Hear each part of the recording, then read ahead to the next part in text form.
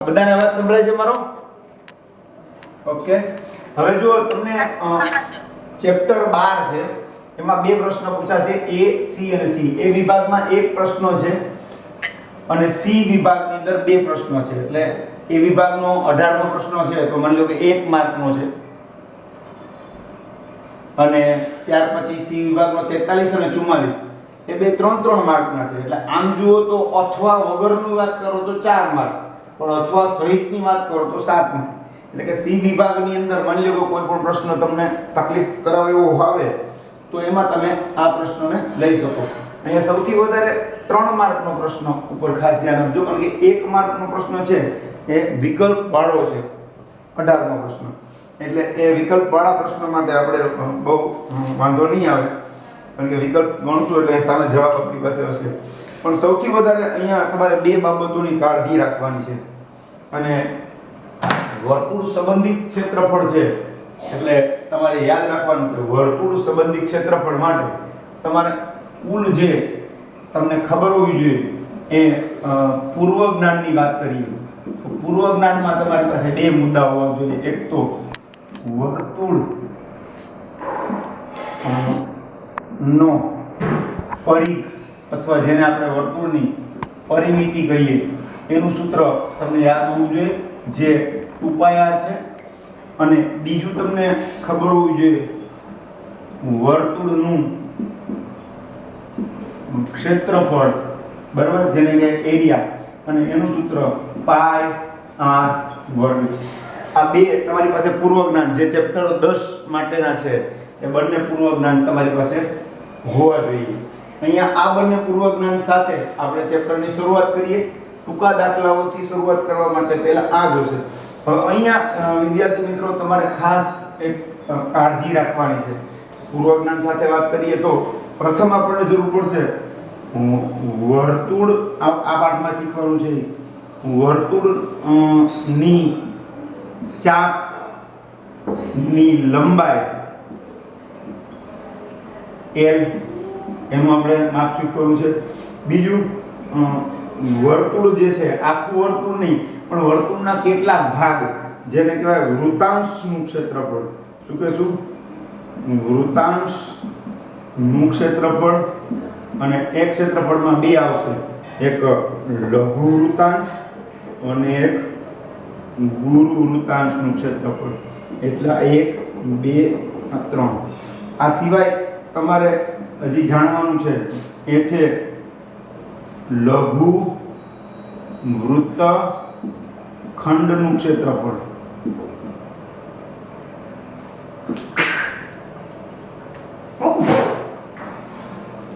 અને ત્યાર પછી છે ગુરુ વૃત્ત ખંડનું ક્ષેત્રફળ. એટલે આ ચેપ્ટરમાં તમારે જાણવા માટે આ બે વસ્તુ અને આ 3, એટલે કુલ તમારે 5 મુદ્દા. જો તમને સૂત્ર આવડે એટલે તમે ક્યાંય અટકશો નહીં.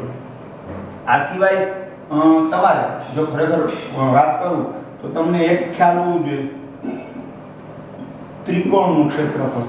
હવે ત્રિકોણ ઘણા પ્રકારના હોય. એક ત્રિકોણ લઘુકોણ હોય, ત્રિકોણ કાટકોણ હોય, બરાબર. તો લઘુકોણ અથવા ગુરુકોણ ત્રિકોણ માટેનું ક્ષેત્રફળ આપણને ખબર જ છે, 1/2 પાયો ગુણ્યા ભેદ કરશું. જો ત્રિકોણ કાટકોણ હોય તો એ આ જ વસ્તુ લાગુ પડશે, પણ એને આપણે આમ કહીએ 1/2 ગુણ્યા કાટખૂણો સમાવતી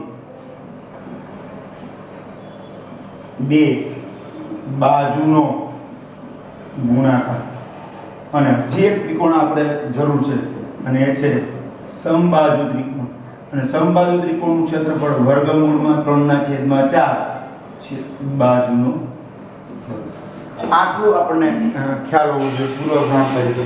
આટલું આપણે આ ચેપ્ટરની અંદર શીખવાનું છે. જો આટલું તમને આવડી જાય તો હવે આ સ્ક્રીનશોટ પાડી લો એટલે દાખલા આગળ વધારી. આપણે દાખલાઓ જોઈએ તો કેટલાક દાખલાઓ આ પ્રકારના છે. અહીંયા તમને એમ કીધું કે 3 માર્કમાં, તો 3 માર્ક કે 4 માર્ક.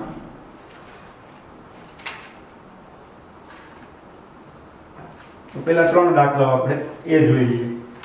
નાના આ પ્રકારના દાખલા છે. તમને આવું કીધું હશે. દાખલો પહેલો કે 150 મીટર ઊંચો એક ટાવર છે અને ટાવરની ટોચ ઉપર એક ભાઈ ઊભો છે. ત્યાંથી દૂર જોતા એક કાર જમીન ઉપર આવી રહી છે અને કારનો ઔષધ કોણ, કાર ઊભી છે જગ્યાએ, ઔષધ કોણ નીચે તરફ જોવાનું છે, 60 અંશનો છે.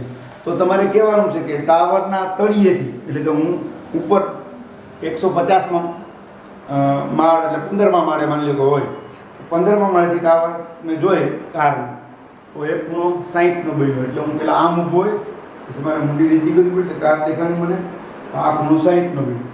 હવે તમારે કહેવાનું છે કે કાર છે એ ટાવરના તળિયેથી એટલે કે નીચેના ગ્રાઉન્ડ ફ્લોર કેટલી દૂર છે. એટલે જો આકૃતિ દોરીએ તો આ AB એ ટાવર થાય અને ટાવરની ઊંચાઈ 150 મીટર છે, બરાબર. અહીંયા C માની લો કે કાર છે અને આ ભાઈ અહીંયાથી અહીંયા જોવે છે, તો પેલા અહીંયા ઉપરથી જોવે છે એટલે અહીંયા એક આપણે બનાવવી પડશે દ્રષ્ટિ રેખા બનાવવી જોઈશે, સોરી સમક્ષિતિજ રેખા બનાવવી જોઈશે,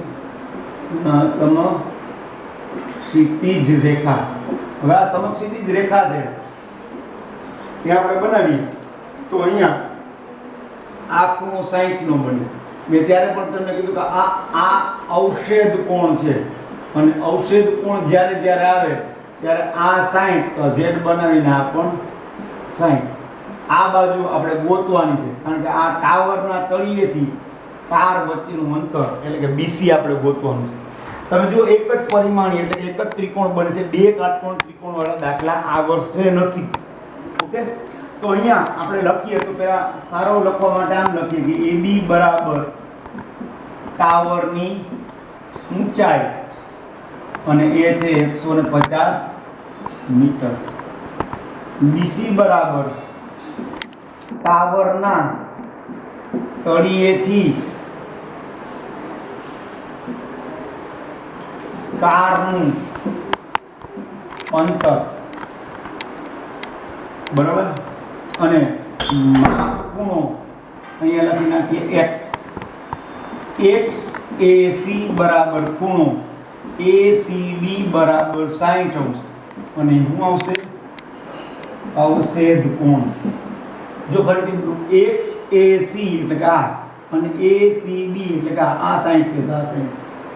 હવે વાત કરીએ અહીંયા તો પહેલા આપણે કરવી પડે કે ત્રિકોણ ABC માં માપ ખૂણો B બરાબર 90 છે. એટલે કે કાટકોણ ત્રિકોણની જ વાત આવશે સ્વાધ્યાય 8 અને 9 બંનેમાં. હવે તમે એક વસ્તુ જુઓ, આ ખૂણો આપેલો છે, આ એની સામેની બાજુ છે, આ એની પાસેની બાજુ. કર્ણની જરૂર નથી. તમે ત્યાં ટાવરના ઉપરથી કાર વચ્ચે દોરી બાંધવી છે, દોરીની લંબાઈ આપણે માપવાની કીધી નથી, એટલે કર્ણની જરૂર ન હોય તો આપણે શું મૂકશું tan. tan કેટલા 60 બરાબર સામેની બાજુ એટલે કે AB છેદમાં પાસેની બાજુ એટલે કે BC. tan 60 નું મૂલ્ય તમને કોષ્ટકમાં જોશો એટલે ખ્યાલ આવશે, વર્ગમૂળમાં 3. AB બરાબર તમારી પાસે છે 150 અને BC ગોતવાનું છે.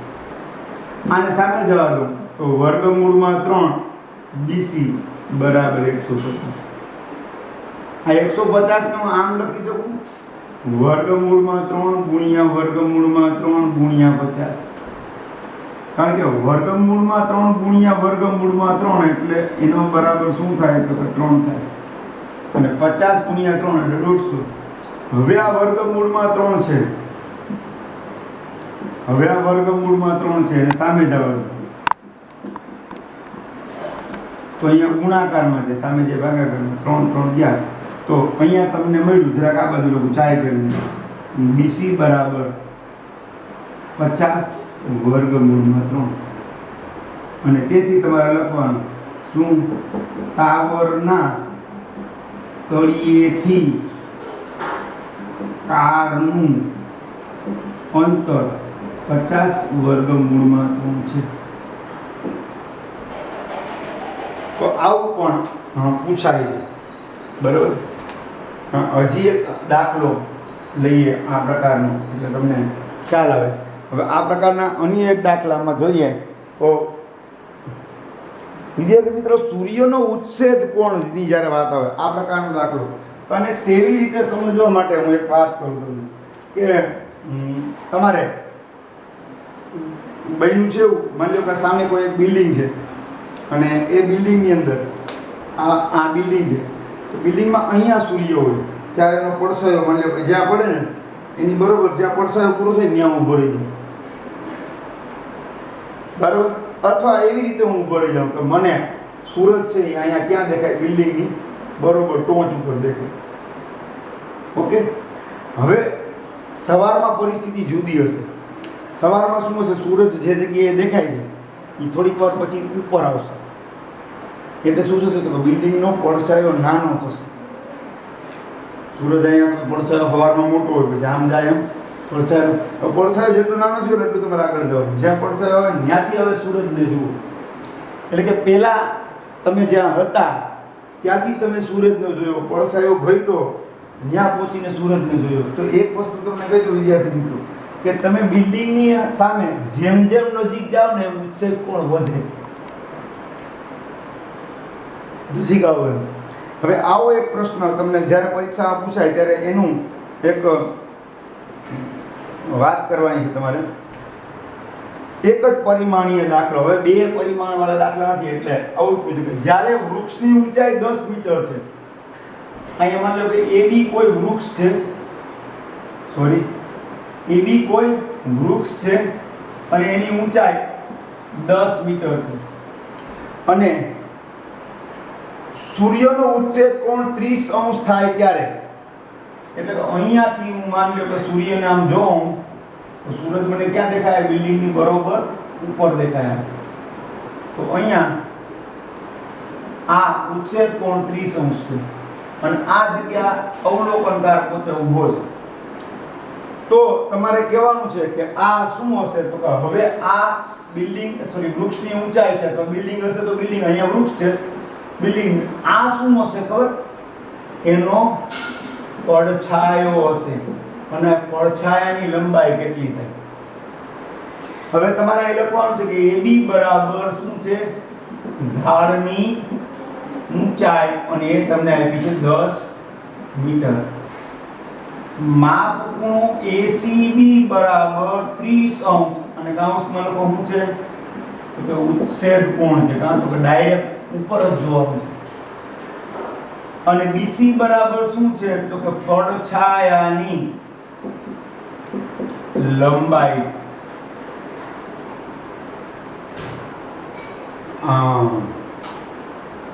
તો પડછાયાની લંબાઈ આપણે ગોતવી છે.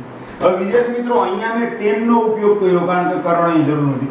અહીંયા પણ 10 નો ઉપયોગ કરીશ કારણ કે મારે આ કર્ણની જરૂર નથી. આ ખૂણો કાટખૂણો જોઈએ, ઝાડવું હંમેશા કાટખૂણે જોઈએ, એવું કલ્પના જ કરવાની છે. તો અહીંયા લખીએ ત્રિકોણ ABC માં માપ ખૂણો B 90 છે, એટલે કે ત્રિકોણ કાટખૂણો છે એમ સાબિત કરી. હવે હું કેની વાત કરી તો કે મારે કર્ણની જરૂર નથી. જો કર્ણની જરૂર હોય ત્યારે જ સાઈન ને બોલવાનું, બાકી અર્જુનથી રોડવાનું, કર્ણની જરૂર ન હોય. તો 10 30 બરાબર સાબા સાઈન શાક લેવા જાય, કોસ પાક લેવા જાય, 10 સાપામાં સામેની બાજુ AB છેદમાં પાસેની બાજુ. 10 30 નું મૂલ્ય આપણને ખબર છે 1 ના છેદમાં વર્ગમૂળમાં 3. સામેની બાજુ 10 અને અને અહીંયા જાવ છો અને BC બરાબર 10 વર્ગમૂળમાં 3. મોટે ભાગે કેટલાક દાખલામાં આપેલું હશે કે વર્ગમૂળમાં 3 બરાબર 1.71 લેવું. જો અહીંયા આપેલું નથી એટલે આપણે કંઈ કરતા નથી, બરાબર. એટલે પછી આટલું પૂરું નહીં કરવાનું. તેથી આમ પડછાયાની લંબાઈ 10 વર્ગમૂળમાં 3 છે. ઓકે, ચાલો કટ કરો.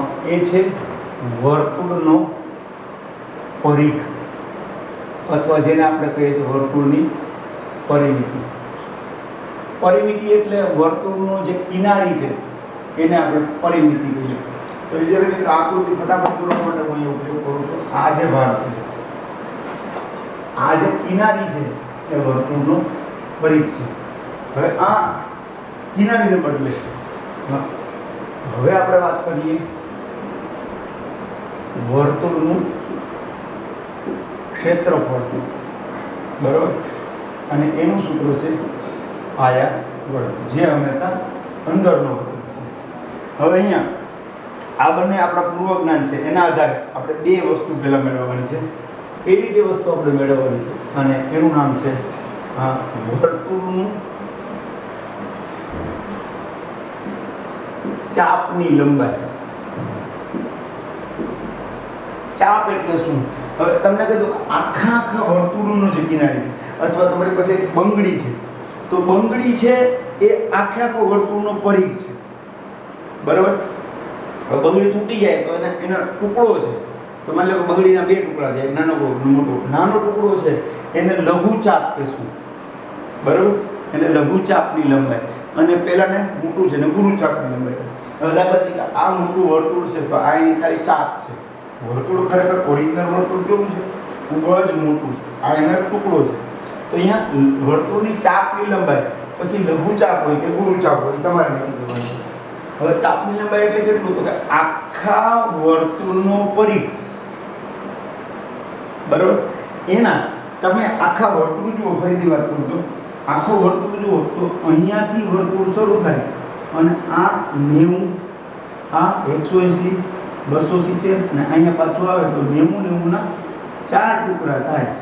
એટલે આખો ખૂણો છે એ 360 નો થાય. તો તમારે લઘુચાપ જોતી હોય તો શું કરાય? તો કે આખા પરિઘને 360 વડે ભાંગી નખાય. અને પછી તો માની લો કે અહીંયાથી આમ અને આમ, આ બિંદુ છે A અને આ બિંદુ છે B. તો હવે આ જે ભાગ છે આને કહેવાય ચાપ કહેવાય. શું કહેવાય? ચાપ. પણ નાની છે એટલે લઘુચાપ કહીશું, અને આ મોટી છે એટલે એને ગુરુચાપ કહીશું. હવે લઘુચાપ કે ગુરુચાપ જે હોય તે, એમાં અહીંયા આ જે ભાગ છે એને ખૂણા કહીશું, અને આ ખૂણાના આધારે આની લંબાઈ નક્કી કરી શકાય. એટલે શું કરવાનું? તો આખો પરિઘ છે એના એક સરખા 360 આમ ભાગ કરી નાખો અને એને થીટા આરે ઉડી નાખો. થીટા એટલે ખૂણો. તો અહીંયા ઉડાડશું તો અહીંયા ઉડી જશે 180. એટલે લઘુચાપની લંબાઈનું સૂત્ર આવશે પાય r થીટાના છેદમાં 180. આ લઘુચાપની લંબાઈ. અને લઘુચાપની લંબાઈને આપણે લેન્થ L વડે દર્શાવશું. એટલે તમને એક આ સૂત્ર પણ આવશે, લઘુચાપની લંબાઈ. અને આ કેવી રીતે આવી મેં તમને બતાવ્યું. હવે વાત કરવાની છે, તમને એમ થાય સાહેબ ગુરુચાપ હોય તો, જો વિદ્યાર્થી મિત્રો અહીંયા ગુરુચાપ આપેલી હોય તો એ ખૂણો છે, એ ખૂણો ખાસ યાદ રાખજો. હવે અહીં લઘુચાપની લંબાઈનું સૂત્ર આપ્યું છે. કદાચ ગુરુચાપનો જો માની લો કે આ 60 નો હોય તો એટલી તમને ખબર પડે કે આ કેટલાનો હોય. તો કે હવે આ 300 અંશનો ખૂણો હોય, આ તો આખો 360 હોય, આ 60 હોય તો આ 300 અંશનો ખૂણો હોય. અને અહીંયા તમે 300 મૂકીને દાખલો ગણો એટલે ગુરુચાપની લંબાઈ જ મળે. પણ અહીંયા લઘુચાપ એટલા માટે કીધું, મોટા ભાગે લઘુચાપ જ માગવાની છે. એટલે મુદ્દો એ છે કે થીટા 180 કરતા નાનો હોય તો એ લઘુચાપની લંબાઈ આવશે. થીટા 180 હોય તો એ અર્ધવર્તુળ ચાપની લંબાઈ આવશે. એટલે હું અહીંયા વાત કરું, થીટા 180 થી નાનો તો લઘુચાપની લંબાઈ આવશે, બરાબર. થીટા બરાબર 180 તો એને અર્ધવર્તુળ ચાપ કહીશું. કાં તો 180 મૂકશું એટલે વચ્ચે હું પાયા, આખું 2 પાયા તો અડધું પાયા. કાં તો મૂકો 180 પાયા. અને થીટા 180 કરતા મોટો તો એ ચાપને આપણે કહીશું ગુરુ ચાપની લંબાઈ. એટલે તમે આમાં ગમે તે મૂકી શકો. તમારે ગુરુચાપ જોતી હોય કે લઘુચાપ, એટલે હું તો ચાપની લંબાઈ લખીશ.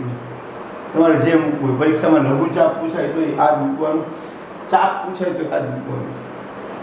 ઓકે, આ વધારાની બાબત છે એટલે એ સમજવા માટે હતું. ચાલો આગળ વાત કરીએ આપણે.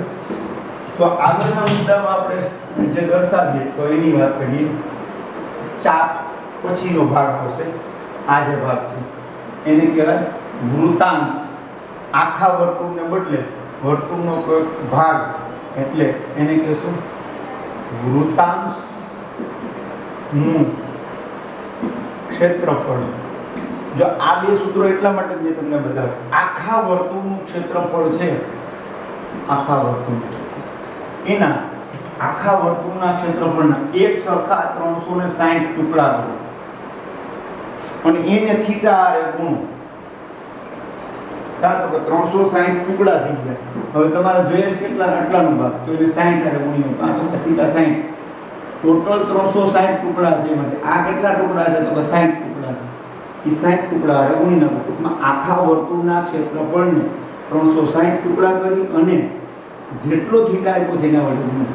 હવે અહીંયા પણ એમ જ હું એમ વાત કરું તો આ જે છે એને વૃત્તાંશ કહેશું, પણ થીટા 60 કરતા નાનો છે એટલે લઘુ વૃત્તાંશ કહેશું. જો તમને ગુરુ વૃત્તાંશ મૂકે તો તમારે એમાં પણ યાદ રાખવાનું, હંમેશા 3 મુદ્દામાં યાદ જ રાખવાના છે કે થીટા 180 થી નાનો તો લઘુ, થીટા 180 તો અર્ધ વર્તુળ અને થીટા 180 થી મોટો તો ગુરુ. આમાં એ જ હશે. હવે ગુરુ વૃત્તાંશનું ક્ષેત્રફળ એટલે કેટલું? તો કે આખા વર્તુળના ક્ષેત્રફળમાંથી આટલું બાદ કરો તો તમને ગુરુ વૃત્તાંશ મળે. એવું કરવાની પણ જરૂર નથી, કંઈ કરવાની. આખા વર્તુળને શું કામ માંગો? તમને એમ કીધું આ થીટા 60 છે અને ગુરુ વૃત્તાંશનું ક્ષેત્રફળ માંગ્યું, તો તમારે જોવાનું કે ગુરુ વૃત્તાંશમાં થીટા કેટલો થાય? તો આખો 360 છે, આ 60 હોય તો આ 300 થાય. આ 90 આપ્યું હોય, માની લો તમને આને બદલે આમ આપે, આ 90 આપી દે, એમ કાટખૂણો હોય 90 બનતો, તો આ 90 આપી દે તો આ 270 થાય. તો થીટા બરાબર 270 મૂકો એટલે ગુરુ વૃત્તાંશ મળે. જ્યારે થીટાનું મૂલ્ય તમે 180 કરતા મોટું મૂલ્ય મૂકશો એટલે તમને ગુરુ વૃત્તાંશ મળે. એટલે મેં વૃત્તાંશનું ક્ષેત્રફળ લીધું. પછી લઘુ કે ગુરુ ગમે તે હોઈ શકે, એનાથી મારે કોઈ મતલબ નથી. હવે અહીંયા આ બેને તમે સરખાવો તો વૃત્તાંશનું ક્ષેત્રફળ આને હું આમ લખી દઉં પાઈ આર થીટા અને આ આર છે નામ અલગ લખું અને 360 છે નામ લખું કેટલા? તો કે 2 ગુણ્યા 180. આવું શું કામ લખ્યું સમજાવું તો કે અહીંયા પાઈ આર થીટાના છેદમાં 180 તો અહીંયા છે કે નહીં? તો અહીંયા શું વધ્યું? તો 1/2. આના બરાબર લખશું L અને આ એ વધ્યો આ. એટલે તમને લઘુ વૃત્તાંશ કે ગુરુ વૃત્તાંશ ના ક્ષેત્રફળમાં 1/2 LR પણ તમને એક બીજું સૂત્ર મળે છે કે વૃત્તાંશનું ક્ષેત્રફળ જોતું હોય તો તમને એ મળશે. હવે વૃત્તાંશ અને વૃત્તખંડમાં વિદ્યાર્થી મિત્રો ખાસ ધ્યાન આપજો. વૃત્તાંશ અને વૃત્તખંડની જ્યારે આપણે વાત કરીએ ત્યારે તમારે ખાસ ધ્યાન રાખવાનું છે. અહીંયા વૃત્તાંશની વાત છે. હવે માની લો કે મારે ગુરુ વૃત્તાંશનું ક્ષેત્રફળ જોતું હોય અને જો આને લઘુ વૃત્તાંશ કહું તો એ અલગ વસ્તુ છે. પણ બે વાત આમાં થાય. જ્યારે વર્તુળમાં તમને એમ કે લઘુ, ફરીથી બતાવું કે લઘુચાપની લંબાઈ અહીંયાથી તમને આપી દીધી અને ગુરુચાપની મેળવવી હોય, આ લંબાઈ તમને ખબર હોય અને આ મેળવવી હોય તો આખા વર્તુળના પરિઘમાં કેટલો ભાગ કરો એટલે આ મળી. હવે એવી રીતે આ જે છે એ લઘુ વૃત્તાંશ છે. વૃત્તાંશ સમજવા માટે યાદ રાખજો, વૃત્તાંશ એટલે હંમેશા લઈ બર્થડે કેક યાદ કરવાની. બર્થડે કેકમાં મોટા ભાગે આવી રીતે બર્થડેની કેક હોય અને એમાંથી આ રીતે કોઈનો પણ જન્મદિવસ હોય એટલે આ કેકને આપણે બહાર કાઢીએ, ચાકુ મારી 2 ચાકા મારી નાખીએ, બરાબર ને? અને કેક આમ બહાર કાઢીને હેપી બર્થડે કરતો હોય. યાદ રાખવાનું, આપણે જો ગણિતના સારા વિદ્યાર્થી હોય તો એવું વિચારીએ કે બધાનું ધ્યાન આ કેક બહાર કાઢે એમાં હોય અને મારું ધ્યાન ગુરુ વૃત્તાંશમાં હોય. કારણ તો કે આપણને આ લઘુમાં રસ નથી. એટલે એ પણ યાદ રાખવાનું કે આ લઘુ વૃત્તાંશ એટલે કેકનો એક ટુકડો સેમ ટુ સેમ એ લઘુ વૃત્તાંશ છે, બરાબર? અહીંયા તરબૂચની ચીર યાદ ન કરીએ તો ખાલી સમજવા માટે ખરેખર આ ભાગ છે એ બહાર કાઢી દીધો. એટલે અહીંયા 2 વસ્તુ ખાસ યાદ રાખશું આપણે કે જ્યારે લઘુ વૃત્તાંશની વાત કરીએ છીએ અને ગુરુ વૃત્તાંશની વાત કરીએ, વૃત્તાંશ શબ્દ આવે એટલે ખાસ યાદ રાખવાનું છે વૃતાંશ એટલે એક એકનો ટુકડો છે. પણ હવે જે હું વાત કરવા જઈ રહ્યો છું એ બીજી વાત છે. અહીંયા આ વર્તુળની ચાપ છે એને હું લઘુ ચાપની લંબાઈ પણ કહીશ. એટલે તમે એને એમ પણ કહેશો કે લઘુ ચાપની લંબાઈ L બરાબર પાઈ r થીટાના છેદમાં 180 આમ પણ કહી શકો. અને હવે મારે જો આના ઉપરથી બીજો વાત ગુરુ, તો ગુરુ ચાપની લંબાઈ જોતી હોય મારે, તો ગુરુ ચાપની લંબાઈ કેમ મેળવાય? તો કે આખા વર્તુળના પરિઘમાંથી લઘુ ચાપની લંબાઈ એટલે કે પાઈ r થીટાના છેદમાં 180 બાદ તો પણ મળે. વિદ્યાર્થી મિત્રો યાદ રાખજો, ડાયરેક્ટ ગુરુ ચાપની લંબાઈ જોતી હોય તો તમે મેં કીધું એમ બુદ્ધિ વાપરી લેજો. આ 60 નો આપ્યો હોય તો 360 માંથી આ બાદ કરી લેજો એટલે આ મળશે તમને 300 નું. જો અહીંયા આ સૂત્રમાં ડાયરેક્ટ થીટા 300 મૂકી દો એટલે ગુરુ ચાપ જ મળશે. મેં 3 કન્ડિશન લખી છે મુજબ, પણ આ તો સૂત્ર છે એટલે બે તમને બતાવું છું. બરાબર, માઈનસ આમ લખશે માઈનસ લઘુ ચાપની લંબાઈ. ટૂંકમાં આખા વર્તુળની કિનારીમાંથી બરાબર હું લઘુ ચાપની લંબાઈ બાદ કરી નાખું તો વધે ગુરુ ચાપ. સેમ એવી જ વસ્તુ થશે લઘુ વૃતાંશ નું ક્ષેત્રફળ નું સૂત્ર તમે મૂક્યું છે પાઈ r વર્ગ થીટાના છેદમાં 360. ચોપડીમાં એક બીજું સૂત્ર આપ્યું છે ગુરુ વૃતાંશ નું ક્ષેત્રફળ. જ્યારે તમારે જોતું હોય ત્યારે ગુરુ વૃતાંશનું ક્ષેત્રફળ છે એ કેટલું હોય? તો કે આખા વર્તુળના ક્ષેત્રફળમાંથી તમારે લઘુ વૃતાંશનું ક્ષેત્રફળ બાદ કરો કેટલું થાય. તો આ પણ એક તમારે સમજવા લાયક મુદ્દો થયો. હજી આપણે બે મુદ્દા અહીંયા ચર્ચવાના છે, એ બંને મુદ્દાને આગળ વધીએ. હવે આપણે જઈએ છીએ એ વૃતાંશની વાત, પછી વૃત્તખંડ. એટલે આપણે વાત કરીએ લઘુ વૃત્તખંડનું ક્ષેત્રફળ બરાબર. હવે લઘુ વૃત્તખંડનું ક્ષેત્રફળ વિદ્યાર્થી મિત્રો જોવા માટે આપણે વર્તુળ ફરી પાછું અહીં દોરી લઈએ. આ મુદ્દાને હવે હું ચેકી નાખું છું, તમે સમજી ગયા હશો. આની આપણે કોઈ જરૂર નથી. તો અહીંયા લઘુ વૃત્તાંશનું જે વૃત્તખંડનું જે ક્ષેત્રફળ છે એના માટે એક મુદ્દો અહીંયા વર્તુળ દોરી લો ફટાફટ. આ વર્તુળમાં અહીંયા આ AB કોઈ ત્રિજ્યા છે, સોરી AB વર્તુળ પરના બે બિંદુઓ છે.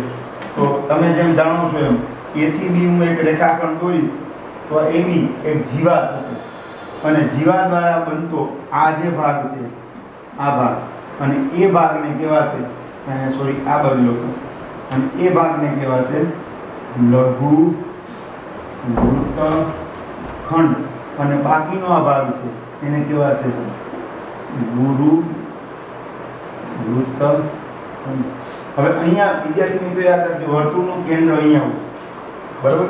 તો વ્યાખ્યા જે આવતી તમને સમજાવી દઉં. જીવા દ્વારા રચાતા, ફરીથી વર્તુળના ક્ષેત્રફળના જીવા દ્વારા રચાતા બે ખંડોમાંથી જે ખંડ પૈકી વર્તુળનું કેન્દ્ર આવેલું છે એ ખંડને ગુરુ વૃત્તખંડ કહેશું, અને કેન્દ્ર સિવાયના જીવા દ્વારા રચાતા એ બાકીનો જે ભાગ છે એને કેન્દ્ર વગરના ભાગને લઘુ વૃત્તખંડ કહેશું.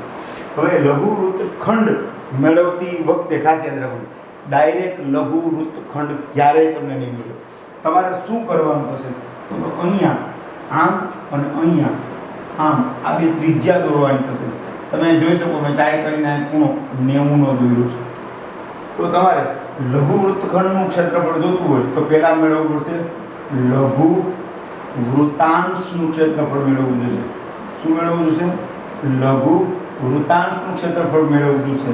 અને આખું લઘુ વૃતાંશનું જે ક્ષેત્રફળ મળે ફરીથી દોરીને બતાવું એટલે ક્યારે આ લઘુ વૃતાંશ એટલે આટલું મળશે, અને એમાંથી તમે ત્રિકોણ OAB નું ક્ષેત્રફળ બાદ કરો.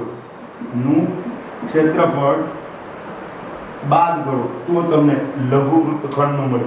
એટલે કે આખા લઘુ વૃત્તખંડ એટલે એકની જે વાત છે એવો વૃતાંશનું ક્ષેત્રફળ છે લઘુ વૃતાંશનું, એમાંથી તમારે આ ત્રિકોણ OAB નું ક્ષેત્રફળ તમે બાદ કરશો ત્યારે તમને જે ભાગ મળશે એ શું મળશે?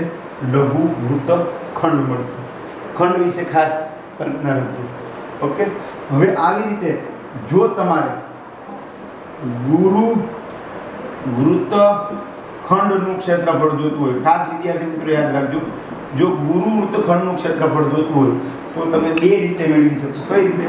તો કે આખા વર્તુળના ક્ષેત્રફળમાંથી તમે લઘુ વૃત્તખંડનું ક્ષેત્રફળ બાદ કરો તો પણ તમને મળી જાય. આખા વર્તુળના ક્ષેત્રફળમાંથી આ ભાગને બાદ કરી નાખો તો વધે ગુરુ વૃત્તખંડનું ક્ષેત્રફળ થાય.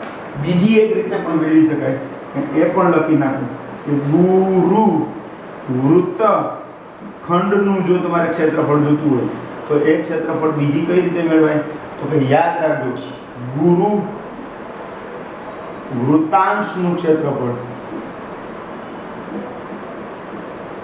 વત્તા ત્રિકોણ OAB નું ક્ષેત્રફળ. આ શું કામ મેં લખ્યું? તો કે ક્યારેક એ પણ કામ આવે. બહુ ઓછી જરૂર પડશે, આ બંનેની તો બહુ ભાગ્યે જ જરૂર પડશે.